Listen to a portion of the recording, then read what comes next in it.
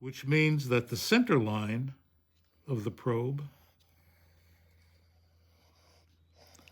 is 100 thousandths from the edge of the blade. So we now have our first measurement, 100 thousandths with the probe just barely touching the edge of the blade. That's our first measurement. Second measurement is going to be determined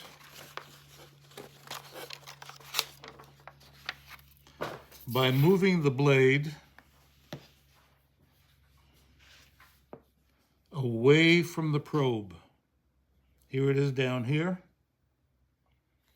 We're going to move the blade exactly 100 thousandths away from the probe, with the 100 thousandths from the center line to the edge. The additional 100 thousandths will give us 200 thousandths of an inch between the center line of the machine, of the milling machine, and the edge of the blade. And that's going to be, there we go. That's going to be the final measurement. That's how we determine 200 thousandths. Now that's what I use because of the thickness of the blades that I use and because of the size of the wheel that I use. It's important to understand that if you're going to be doing this type of curved lock face, that each individual knife maker is going to have to experiment on his own to get just exactly the right numbers in terms of distances, diameters, and thickness of blade. Why is that important? Because we want to get an angle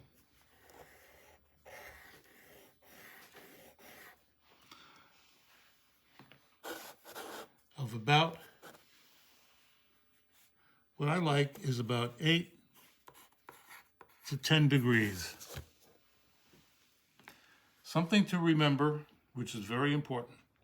There's no right way of doing this. As I said, the diameter of the wheel can change, the thickness of the blades, and your angle can be 8 to 10 degrees. So there's no right way of actually doing it, curved or flat. However, there are some wrong ways of doing it. And one of the wrong ways of doing it is to have too shallow an angle.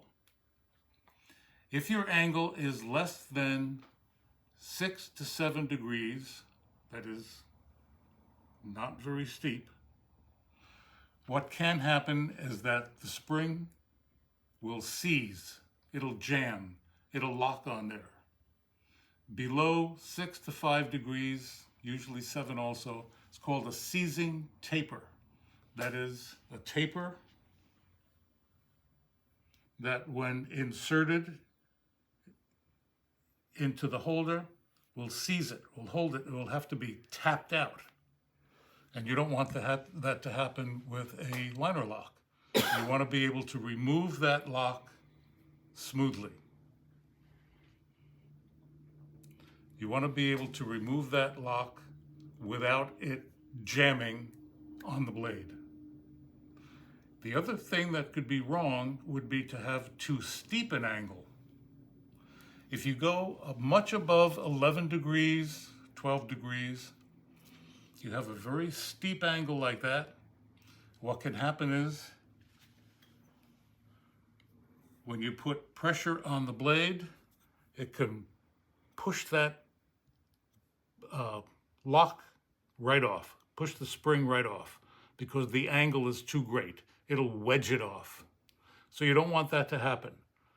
When the downward pressure is placed on the blade, you want that blade, the lock face, to hold that spring without moving it and without jamming it.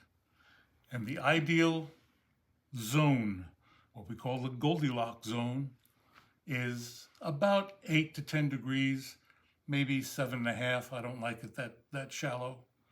Up to about 11. I don't like it that steep. I generally use 9 to 10 degrees, and I think most knife makers use between 8 and 10. And as I said, either one of them is okay.